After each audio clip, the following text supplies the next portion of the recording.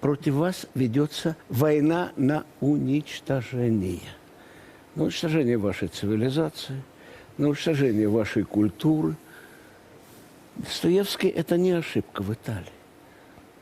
Вы мешаете своим существованием везде. В спорте, в культуре, в науке, в жизни.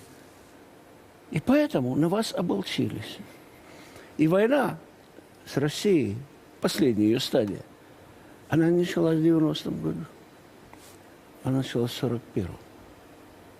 И она продолжается. Был технический перерыв. По техническим, независимым от них причинам. Пережили они его, скрипя зубами. А теперь перерыв кончился. Они уже вам ничего не должны. И война перешла в новую стадию. В какую стадию? Вы вне закона. Вы вне закона. Ваша страна, ваша культура, ваши спортсмены, ваша история. Вы вне закона в обществе. Их законы на вас не распространяются. А вы продолжаете на это смотреть и думать, а как мы будем соблюдать те законы, которые на нас не распространяются? И как же вы будете жить в этом беззаконии? По законам, которые нарушаются, чтобы вас удушить? Какой ваш ответ?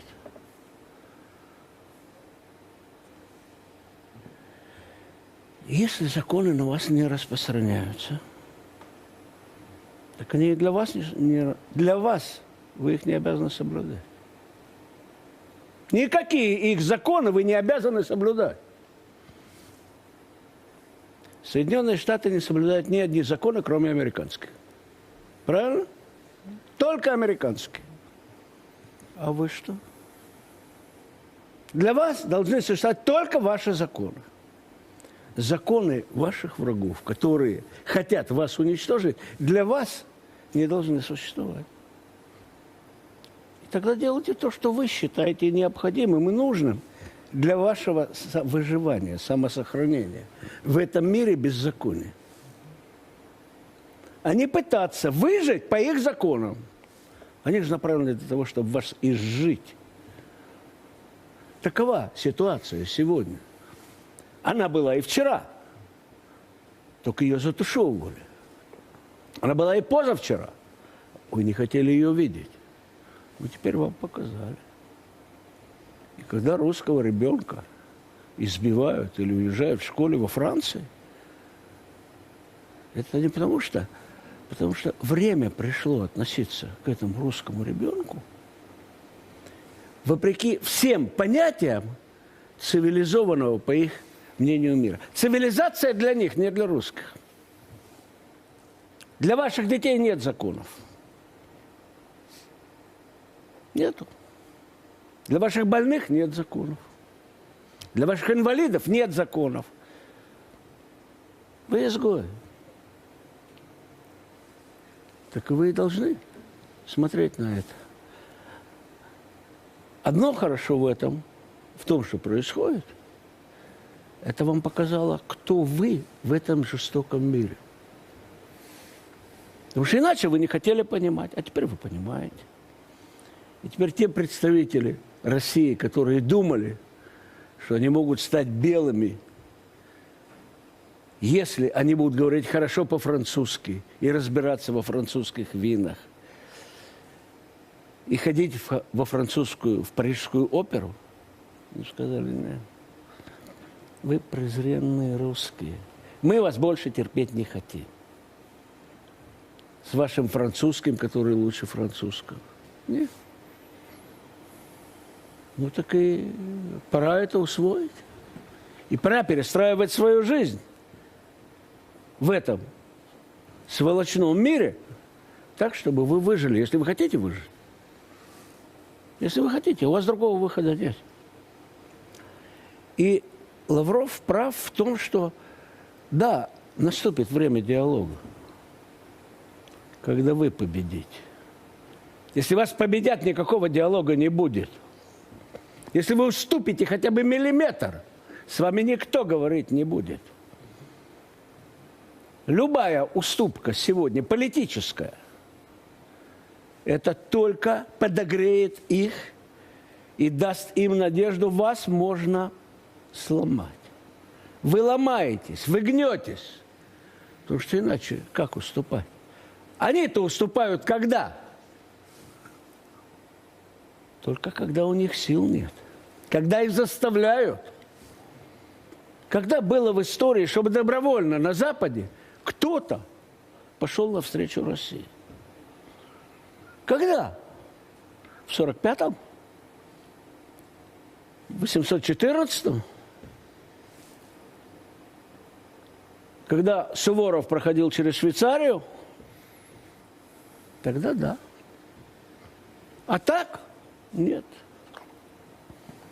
То есть Запад можно победить, вы можете победить только тогда, когда вы лишите их надежды, что когда-нибудь они смогут вас победить. Тогда это залог того, что вы останетесь. Пока у них есть надежда и вера, что вас можно победить, да. Это не вопрос убедить их, что они несправедливы, что это безнравственно, что это нехорошо. С кем вы говорите? С кем вы говорите? С бандитами с большой дороги, которые грабили весь мир всегда, которые совершили зверства чудовищные за всю свою историю и продолжают их сейчас, в 21 веке. И вы и взываете к их совести? Они даже не смеются, когда вы говорите. Вы говорите с пиратами, с бандитами с большой дороги, с насильниками, с ворами, с жуликами, со спекулянтами, у которых нет ничего святого, никаких законов. А вы им объясняете. Понимаете, это не этично, это не культурно. Это как-то не вяжется с тем, что мы считаем вашей европейской культурой. Они на вас смотрят как на идиотов. Полезных идиотов, которых можно использовать. То есть у вас выхода нет. Сейчас кто-нибудь из вас помнит слова «Интернационала»? А? Ну, вот так, весь там, мир так. насилием мы разрушим. До основания. Нет, нет. Ну, какие именно? Вы в каком месте? Скажите, там много. Да, это ясно. Это есть у вас последний и решительный год. Это есть наш последний. Все, вот это. Гимн Советского Союза был долгое время. Если вы будете менять гимны каждые несколько десятков лет, и флаги каждые несколько десятков лет, ну, так я уже говорил.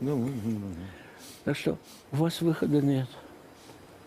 Перестаньте относиться к этим зверским джунглям, с дикарями, как будто бы вы имеете дело с культурными людьми, у которых есть какие-то законы, какие-то нравственные принципы. Они с 1941 года против вас ведут войну. Вы удивляетесь, а почему сейчас они поддерживают? А кого они должны поддерживать? Фашизм в какой стране зародился как идеология? Во Франции. Родина фашизма – это Франция. Да. Как, какие формы он примет? Дальше. Но родина-то его, Франция, это французская культура. Так чего же вы удивляетесь, что этот петушок не понимает, что ему говорят, и продолжает кукарекать? И последнее, что я хочу сказать о пропаганде и о том, что вы говорите. Немецкая пропаганда за 5 лет, нацистская пропаганда, убедила всю Германию, что Германия находится под страшной угрозой уничтожения. И против Германии есть самый страшный враг в мире, который немцев хочет уничтожить. И если его не уничтожить, то Германия погибнет. Это евреи. И все немцы в это верили. И когда входили в Германию в 1944-1945 году, немцы в это верили. И они это объясняли. Говорят, мы ничего не хотим. Мы защищались от евреев, которые нас хотят уничтожить. Они в это верили, сжигая еврейских детей в лагерях. Но они в это верили. Это говорит о том, какова сила промывания мозгов и пропаганды. И это был не самый тупой, самый бескультурный народ в мире. И не в Европе. Это был самый образованный, самый культурный народ в Европе. И ему за несколько лет так промыли мозги. Так что если кто-то из вас, а я в том числе, думали, что 35 лет промывания мозгов на Украине не дадут того результата, который есть, это ошибка. То, что можно было промыть немцам, украинцам, за то же самое время можно было промыть. А тут было намного больше. Так что, я уже говорил, то, что сегодня закладывается в головы Украины, когда, проиграв Украину и знав, что Украина кончена с военной точки зрения на Западе, они закладывают в их головы борьбу, продолжение борьбы после того, как этот режим упадет. Пытаясь на этой почве потом продолжить то, что они проиграли на поле сражений. И будучи уверены, что там они победят. Так что вы боретесь за ваше выживание, вы продолжаете ту же самую войну. Я уже говорил, ваши солдаты, которые вели их прадеды. И это есть у вас последний решительный бой. Если вы его проиграете, больше у вас возможностей не будет.